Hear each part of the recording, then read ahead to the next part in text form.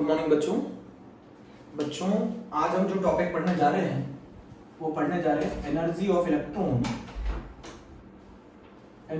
Electron in Bohr orbit. बच्चों ये topic सबसे ज्यादा इंपॉर्टेंट है, एनर्जी ऑफ इलेक्ट्रॉन। अभी तक हम लोग रेडियस पढ़ चुके थे, शायद रेडियस पढ़ चुके थे, वेलोसिटी पढ़ चुके थे। देखो बच्चों, है ना। अच्छा, एक मैं आपको यहाँ पे एक पॉइंट बताना चाहता हूँ कि अगर हम n बढ़ाएंगे तो रेडियस बढ़ेगी तो वेलोसिटी घटेगी। जितना ज़्यादा आप n की वैल्यू बढ़ाओगे, जितना ज़्यादा आप ऑर्बिट की वैल्यू बढ़ाओगे, उतना रेडियस बढ़ेगी और वेलोसिटी कम होगी। अच्छा, मुझे एक चीज़ बताओ, रेडियस का जर्नल एक्सप्रेशन क्या था? R n square h square upon 4 pi square m k z e square. Velocity का जर्नल एक्सप्रेशन क्या था? बताओ, 2 pi k z e square upon nh। तो ये nth ऑर्बिट में वेलोसिटी का एक्सप्रेशन था, ये nth ऑर्बिट में रेडियस का एक्सप्रेशन था, है ना बच्चों। अब बच्चों, जिस ऑर्बिट में इलेक्ट्रॉन रिवॉल्व कर रहा है उस ऑर्बिट में उसकी टोटल एनर्जी क्या होगी? आप फिजिक्स में पढ़ते हैं, टोटल एनर्जी क्या होती है बच्चों? Kinetic energy plus potential energy. जब इलेक्ट्रॉन किसी ऑर्बिट में रिवॉल्व करता है तो उसकी टोटल एनर्जी क्या होगी? Kinetic energy plus potential energy. बच्चों, आप लोगों को अच्छी तरह मालूम है, जो काइनेटिक एनर्जी होती है वो 1/2 mv स्क्वायर के बराबर होती है। बच्चों, आपको अच्छी तरह मालूम है काइनेटिक एनर्जी जो होती है वो 1/2 mv स्क्वायर के बराबर होती है। आपने कल जब सेंट्रीफ्यूगल फोर्स को इलेक्ट्रोस्टैटिक फोर्स ने बैलेंस किया था तब आपने एक एक्सप्रेशन पढ़ा था, k z e square upon r square is equals to mv square by r। याद है? जब सेंट्रीफ्यूगल फोर्स को इलेक्ट्रोस्टैटिक फोर्स, कूलम्बिक फोर्स ने बैलेंस किया तो ये एक्सप्रेशन पढ़ा था आपने। यहां से m k z e square upon r किसकी वैल्यू निकाल ली? mv स्क्वायर की। इस वैल्यू को उठा के यहां पुट कर दो, इस वैल्यू को यहां उठा के पुट कर दो, यहां पुट कर दो, तो बताओ काइनेटिक एनर्जी क्या आ जाएगी? बहुत इंपॉर्टेंट, काइनेटिक एनर्जी आ जाएगी 1/2 k z e square upon r। जरा मुझे समझाओ, ये सही है रिलेशन? काइनेटिक एनर्जी का ये रिलेशन सही है? जल्दी बताओ, काइनेटिक एनर्जी का ये रिलेशन सही है? बोलो, इज अ वेरी इंपॉर्टेंट। बच्चों बोलो, जल्दी बताओ मुझे, ये रिलेशन बहुत इंपॉर्टेंट है। काइनेटिक एनर्जी निकाल ली आपने, k z e square by r। Kinetic energy आप लोगों ने निकाल ली। बच्चों, ये एक्सप्रेशन बहुत इंपॉर्टेंट है। 1 बच्चों 2, ये दोनों एक्सप्रेशन और ये तीसरा एक्सप्रेशन। अब बच्चों मुझे एक चीज बताना, आपने ये पढ़ा था, अब बात आती है सेकंड पार्ट। सेकंड पार्ट किसका आता है बच्चों? सेकंड पार्ट आता है पोटेंशियल एनर्जी का। पोटेंशियल एनर्जी का सेकंड पार्ट आता है ना बच्चों?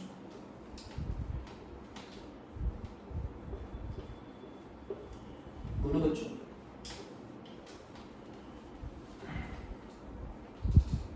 बहुत आसान है। सेकंड पार्ट आता है बच्चों, सेकंड पार्ट पोटेंशियल एनर्जी। मैं आपको बताता हूँ, पोटेंशियल एनर्जी में हमारे दो चार्ज Q1 एंड Q2 कितने डिस्टेंस से सेपरेट थे? r डिस्टेंस से सेपरेट थे। इसके लिए कूलम्बिक फोर्स कितनी होगी बच्चों? इसके लिए कूलम्बिक फोर्स कितनी होगी? आप लोग पढ़ चुके थे, k Q1 Q2 bye r square, है ना।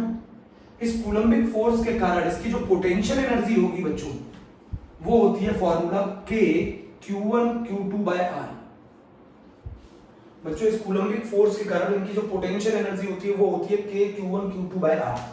अब बच्चों, मैं यहां पे आपको बताना चाहता हूं, पोटेंशियल एनर्जी अट्रैक्शन के केस में घटती है, अट्रैक्शन के केस में घटती है, और पोटेंशियल एनर्जी बच्चों रिपल्शन के केस में बढ़ती है। पोटेंशियल एनर्जी अट्रैक्शन के केस में घटती है और रिपल्शन के केस में बढ़ती है। तो इस कूलम्बिक फोर्स के कारण जो पोटेंशियल एनर्जी है बच्चों, उसका एक्सप्रेशन आप लोगों के लिए इंपॉर्टेंट है। पोटेंशियल एनर्जी का एक्सप्रेशन क्या होता है? जब दो चार्ज r डिस्टेंस से सेपरेट किए जाए तो उनकी पोटेंशियल एनर्जी होती है k Q1 Q2 bye r, और उनके बीच में जो कूलम्बिक फोर्स होती है वो होती है k Q1 Q2 bye r square. बोलो बच्चों, अब यहाँ पर मेरी बात समझना, ये एक्सप्रेशन रख कर दो, ये वाली से, ठीक है बच्चों। अब यहाँ पर आप मेरी एक कोशिश को समझना बहुत ध्यान से कि यहाँ दो चार्ज कौन है? एक चार्ज है न्यूक्लियस का बच्चों, एक चार्ज है न्यूक्लियस का प्लस Ze, और एक चार्ज है इलेक्ट्रॉन जो कि माइनस चार्ज है। ये दोनों कितने डिस्टेंस से सेपरेट हो रहे हैं? r। अब यहाँ पर क्या होगा, अट्रैक्शन, अट्रैक्शन के कारण पोटेंशियल एनर्जी क्या करेगी, घटेगी।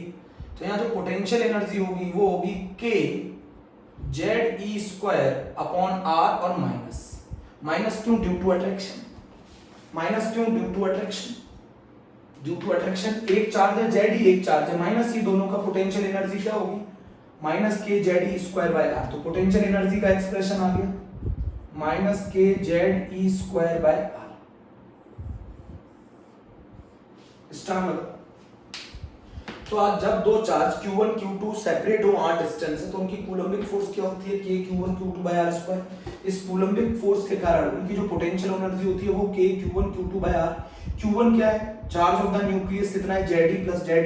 Q2 क्या है, charge on the electron minus e, ये आएगा potential energy is equals to minus K k Ze square by r। अब ये माइनस क्यों है, क्योंकि अट्रैक्शन है, रिपल्शन होता तो पोटेंशियल एनर्जी बढ़ती, अट्रैक्शन है तो पोटेंशियल एनर्जी कम होगी। मेरी बात समझ रहे हैं, अट्रैक्शन है तो पोटेंशियल एनर्जी कम होगी, रिपल्शन है तो पोटेंशियल एनर्जी ज्यादा होगी। बच्चों मैं एक चीज और बताना चाहता हूँ आपको, मैं बहुत सारे पॉइंट्स बताने। पोटेंशियल एनर्जी जो होती है बच्चों वो स्टेबिलिटी के इनवर्सली प्रोपोर्शनल होती है। पोटेंशियल एनर्जी स्टेबिलिटी के इनवर्सली प्रोपोर्शनल होती है। जितना ज्यादा अट्रैक्शन स्टेबिलिटी उतनी ज्यादा, जितना ज्यादा रिपल्शन स्टेबिलिटी उतनी कम, है ना। अब जरा मेरी बात समझना बहुत ध्यान से, हम काइनेटिक एनर्जी का एक्सप्रेशन क्या पढ़ के आए थे, काइनेटिक एनर्जी का एक्सप्रेशन हमने पढ़ा था हाफ के Z E square by R. आप ये देख रहे हैं अगर मैं आर को बढ़ा दूं, मतलब मैं न्यूक्लियस से दूर जाता जाऊं तो मेरी काइनेटिक एनर्जी कम हो जाएगी। अगर मैं न्यूक्लियस से दूर जाता जाऊंगा तो काइनेटिक एनर्जी कम हो जाएगी, आर बढ़ेगा तो काइनेटिक एनर्जी कम होगी। बच्चों यहाँ पे गौर करो, यहाँ पे माइनस साइन लगा है, माइनस साइन लगा है तो जितना माइनस में वैल्यू कम होती है उतनी ज्यादा मानी जाती है। तो अगर यहाँ रेडियस को क्या कराओगे, बढ़ाओगे तो पोटेंशियल एनर्जी बढ़ेगी।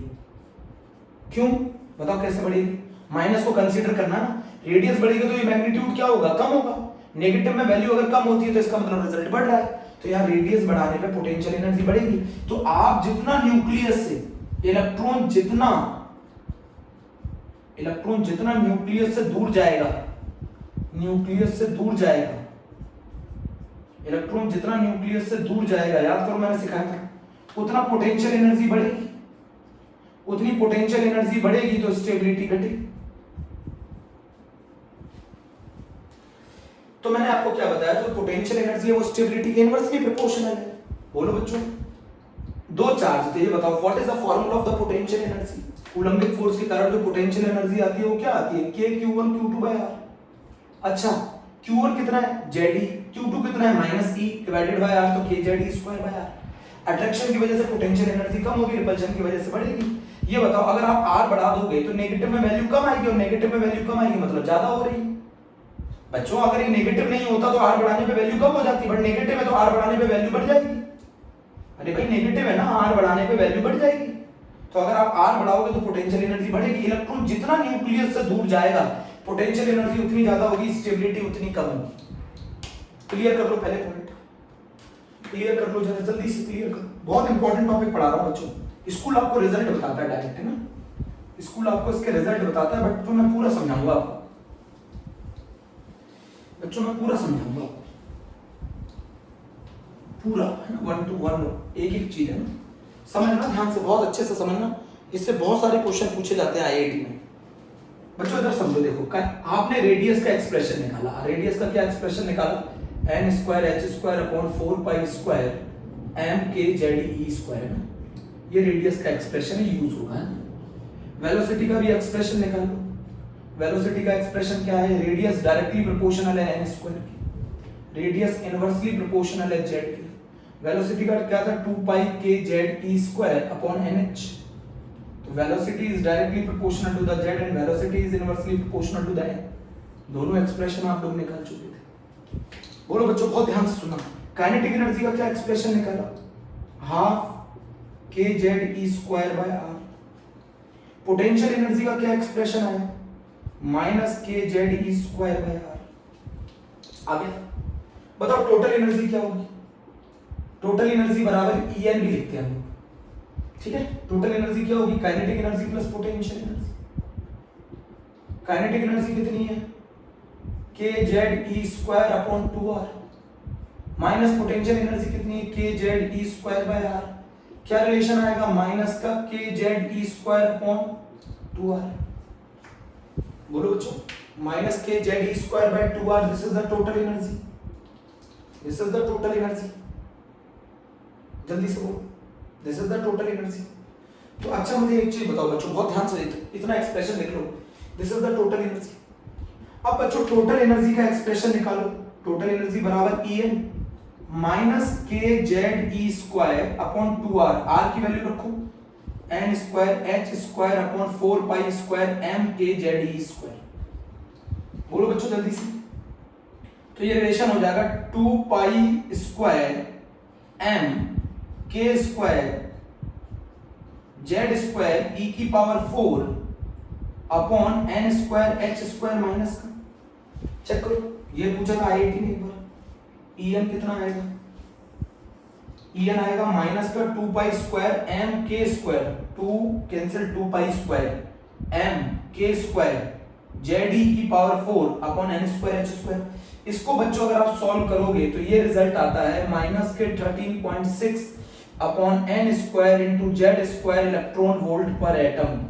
अगर आप इसमें कांस्टेंट्स की वैल्यू रख देते हो, इसके अंदर अगर आप कांस्टेंट्स की वैल्यू रख देते हो तो रिजल्ट आता है माइनस का 13.6 upon n square into Z square electron volt पर एटम। नोट करो, देखो रेडियस का expression n square h square 4 pi square m के जेड ई स्क्वायर, वेलोसिटी का 2 पाई के जेड ई square upon nh, kinetic energy half के Z E square by r, potential energy is equals to minus के Z E square by r। अब मैंने क्या किया, kinetic energy plus potential energy is equals to total energy K Z E square upon 2r minus के Z E square by r, ये आ गया minus के Z E square by 2r total energy.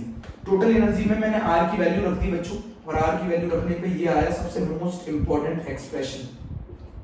This is the most important, this is the most important. Please आप इसको समझें फिर आगे चलते हैं। जल्दी करिए, मैं पानी पी लूं तब तक, जल्दी करिए।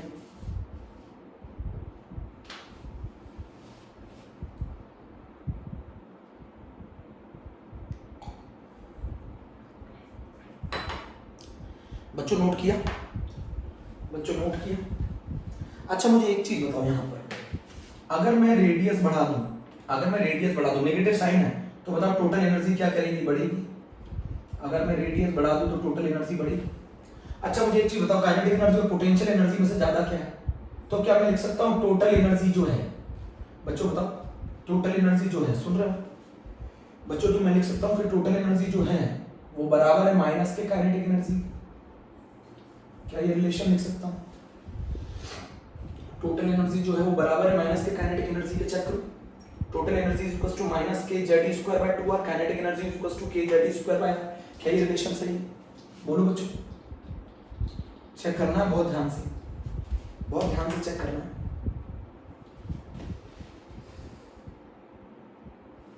रेडियस बढ़ेगा बच्चों, रेडियस बढ़ेगा तो इसका मैग्नीट्यूड कम होगा ना, इसका मैग्नीट्यूड कम होगा, बाहर क्या लगा हुआ है नेगेटिव साइन, तो जितना रिजल्ट नेगेटिव में छोटा होता है उतना बड़ा माना जाता है, तो इसलिए रेडियस बढ़ाने पे टोटल एनर्जी बढ़ेगी।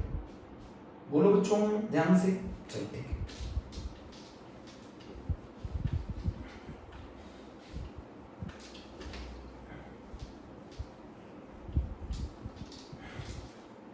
बच्चों बहुत ध्यान से सुनना मेरी बात को, रेडियस बढ़ाने पे टोटल एनर्जी बढ़ेगी। What is the ratio of kinetic energy upon potential energy? What is the ratio of kinetic energy upon total energy? बोलो बच्चों, what is the ratio of potential energy upon total energy? चलो जल्दी करो, बताओ what is the ratio of kinetic energy upon potential energy? Kinetic energy क्या है, half के Z E square by R, potential energy क्या है माइनस के Z E square by are.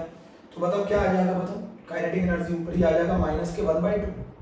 Check करो बच्चों, जल्दी से चेक करो, kinetic energy upon potential energy minus के 1/2। Kinetic energy upon total energy कितना आएगा, तो ये आएगा बच्चों माइनस का 1। Kinetic energy upon total energy minus का 1 आएगा, kinetic energy upon total energy minus का 1 आएगा। अच्छा मैं यहाँ पे टोटल एनर्जी का एक्सप्रेशन लिख दूं क्या, टोटल एनर्जी कुछ नहीं होता, माइनस के जेड ई स्क्वायर अपॉन 2r होता है। Potential energy upon total energy कितनी आएगी, बताओ बताओ बच्चों, potential energy upon total energy आएगा 2, potential energy upon total energy आएगा 2। ये क्वेश्चन भी आईआईटी ने पूछे बच्चों, ये क्वेश्चन भी आईआईटी ने पूछे। अगर मैं आपको ये बता दूं, ये एक चीज बताऊं, मुझे 1 इलेक्ट्रॉन वोल्ट बराबर किसका होता है? 1 इलेक्ट्रॉन वोल्ट होता है 1.6 × 10⁻⁻19 जूल। अच्छा ये बताओ 1 एटम किसके बराबर होता है? 1/6.022 × 10⁻23 मोल की। तो फिर एक मोल में कितने एटम होंगे? तो यहाँ से रिलेशन निकाल सकते हैं। 1 इलेक्ट्रॉन वोल्ट पर एटम बराबर होता है 96.5 किलो जूल पर मोल, बराबर होता है बच्चों 23.1 किलो कैलोरी पर मोल। एक कैलोरी बराबर होता है बच्चों 4.18 जूल। ये रिलेशन यूज कर लीजिए, नोट करिए बच्चों, बहुत इंपॉर्टेंट है। जल्दी से बच्चों नोट करो।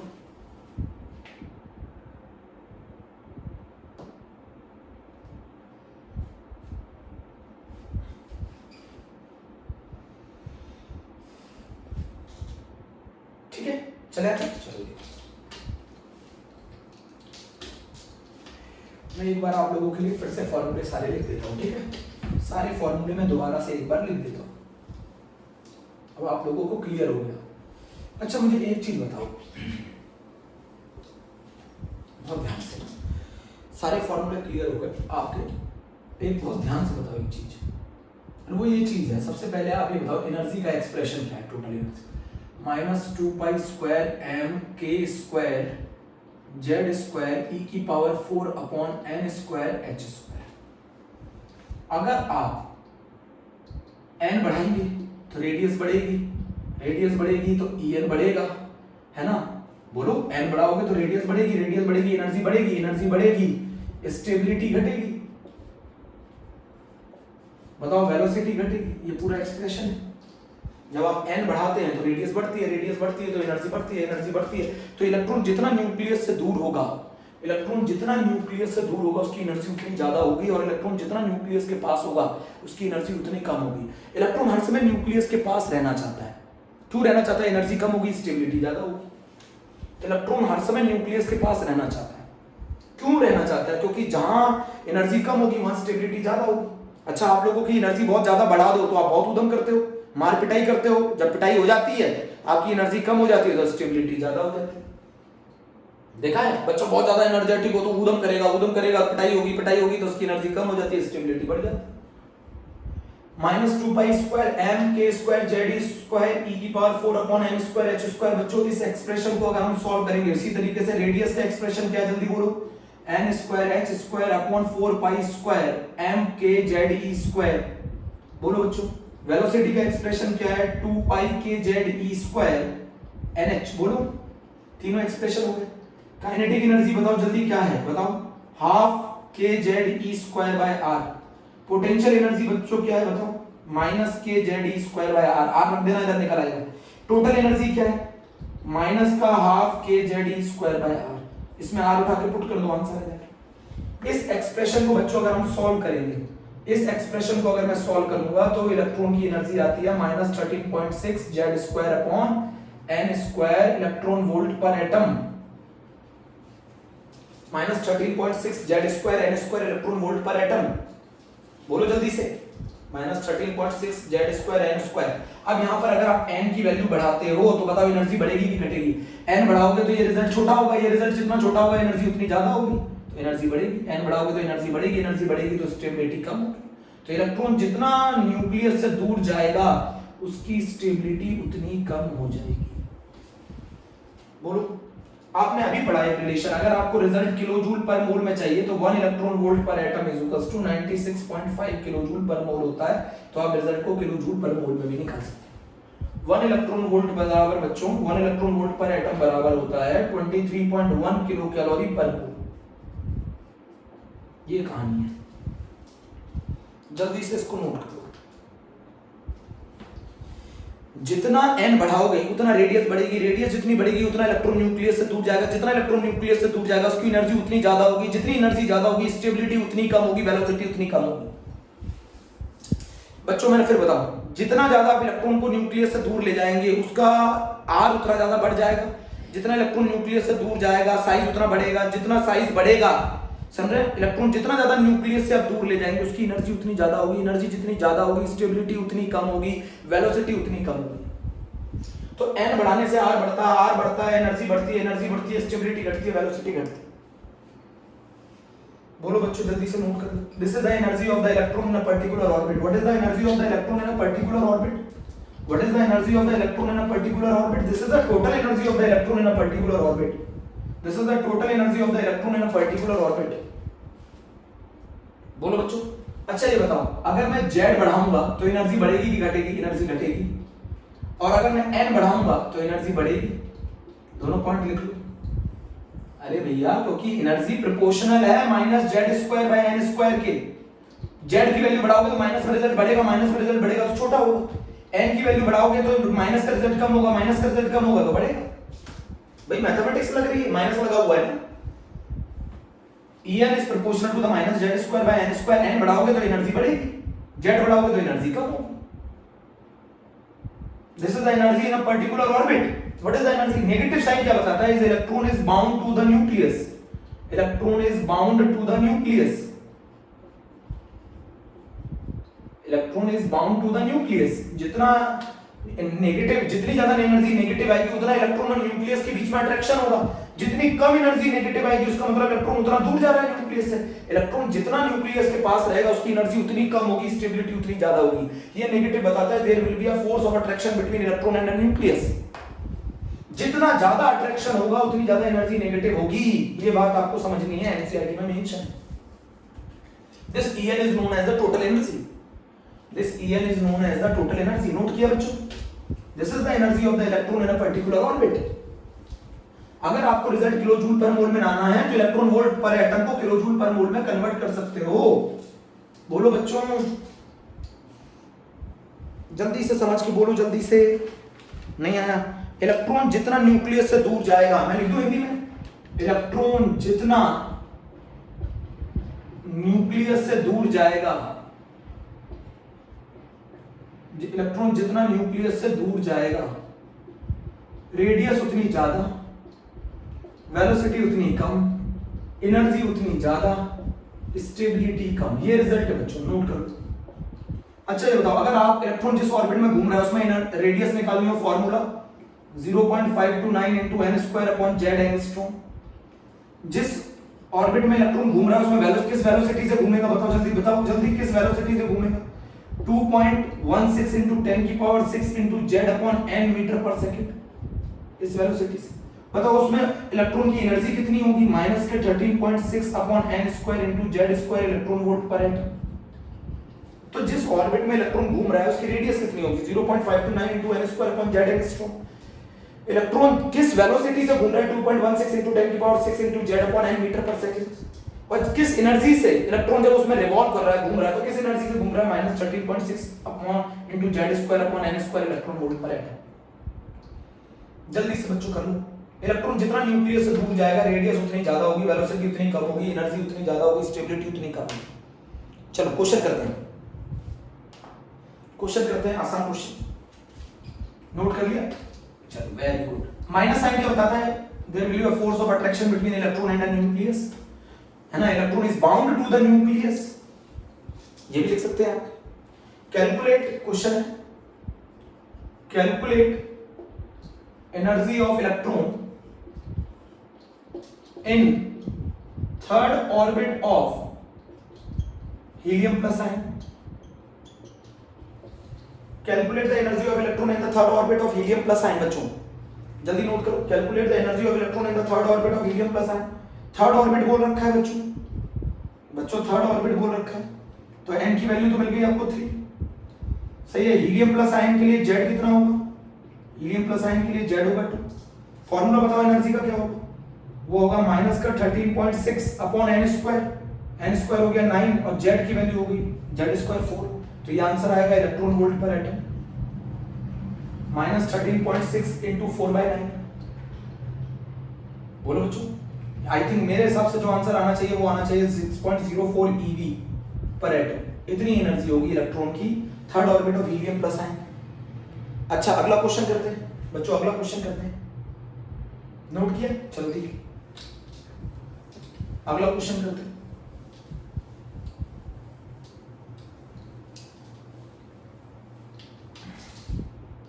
Calculate ratio of energy, calculate ratio of energy in third orbit of helium ion, in third orbit of helium plus ion and second orbit of lithium plus 2 ion. बहुत आसान है, पूरा सॉल्व करने की जरूरत नहीं। एनर्जी किसके प्रोपोर्शनल होती है? Z square by N square. अरे माइनस माइनस कैंसिल हो जाएगा। एनर्जी किसके प्रोपोर्शनल होती है? Z square by N square. तो ई हीलियम प्लस के लिए कितना होगा बताओ? जेड कितना होता है? 4/9। थर्ड ऑर्बिट दे रखा है और जेड की वैल्यू 2 होती है हीलियम प्लस के लिए। थर्ड ऑर्बिट दे रखा है 3 का स्क्वायर 9, 2 का square 4। Energy of lithium plus 2, lithium plus 2 के लिए बोलो जेड, 3 का स्क्वायर 9/4। बोलो बच्चों, energy of helium plus upon energy of lithium plus 2, ये कितना हो गया? 4 4 जा 16 डिवाइडेड बाय 81, ये आंसर है। 4 4 जा 16 डिवाइडेड बाय 81। तो calculate question number 2, calculate the ratio of energy in third orbit of helium and second orbit of lithium plus 2 है। जल्दी से कर लो, बहुत आसान है।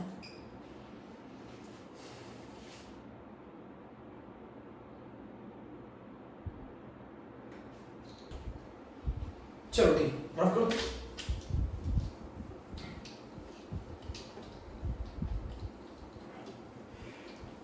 हाइड्रोजन एटम के लिए 5 ऑर्बिट में एनर्जी कैलकुलेट करो। हाइड्रोजन एटम के लिए 5 ऑर्बिट तक एनर्जी कैलकुलेट करो। किस एटम के लिए? हाइड्रोजन। फर्स्ट 5 बोहर ऑर्बिट की एनर्जी कैलकुलेट करो। फर्स्ट 5 बोहर ऑर्बिट की एनर्जी कैलकुलेट करो for hydrogen atom. Hydrogen atom का मतलब क्या है? जेड की वैल्यू 1। हाइड्रोजन एटम के लिए जेड की वैल्यू 1 है। मान लो ये रहा फर्स्ट ऑर्बिट, एन की वैल्यू 1, क्या हो जाएगा? तो -13.6 अपॉन एन स्क्वायर, 1 का स्क्वायर। तो फर्स्ट ऑर्बिट में मैंने बताया था इलेक्ट्रॉन की एनर्जी सबसे कम होती है, -13.6 इलेक्ट्रॉन वोल्ट। सेकंड ऑर्बिट में आ जाओ, हाइड्रोजन एटम के लिए बात कर रहे हैं, जेड की वैल्यू 1 होगी। सेकंड ऑर्बिट में कितनी हो जाएगी? -13.6 अपॉन 2 का स्क्वायर। बोलो, ये आ जाएगी 3.51 eV। चेक करो, -3.51 eV या -3.4, बोलो -3.4 इलेक्ट्रॉन वोल्ट पर एटम है ना। अगर n की वैल्यू 1 है हाइड्रोजन एटम के लिए, तो एनर्जी सबसे ज्यादा नेगेटिव होगी। मैंने बताया था जितना इलेक्ट्रॉन न्यूक्लियस के पास रहेगा उसकी एनर्जी उतनी नेगेटिव होगी। अच्छा ये बताओ थर्ड ऑर्बिट के लिए कितनी होगी? -13.6 अपॉन 3 का स्क्वायर, ये होगी -1.51 eV। थर्ड ऑर्बिट में एनर्जी इतनी होगी इलेक्ट्रॉन की हाइड्रोजन एटम के लिए। फोर्थ ऑर्बिट में एनर्जी कितनी होगी? n बराबर 4, -13.6 डिवाइडेड बाय 4 का स्क्वायर, ये होगी -0.84 eV। अगर याद कर सकते हो तो याद करो। हाइड्रोजन एटम के फर्स्ट ऑर्बिट में एनर्जी कितनी होती है? -13.6 eV। सेकंड ऑर्बिट में हाइड्रोजन एटम के लिए एनर्जी कितनी होती है? -3.4 eV। थर्ड ऑर्बिट के लिए हाइड्रोजन एटम के लिए जो एनर्जी होती है वो होती है -1.51 eV। फोर्थ ऑर्बिट के लिए जो एनर्जी होती है वो होती है -0.84 eV। और जो फिफ्थ ऑर्बिट के लिए जो एनर्जी होती है वो होती है -13.6 अपॉन 5 का स्क्वायर, वो होती है -0.54 eV। आई थिंक चेक कर लेना।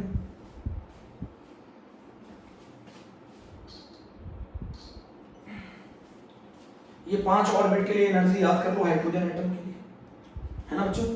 इतना टॉपिक कर लो आप लोग फटाफट, फिर मैं आगे बताऊंगा। Okay, thank you.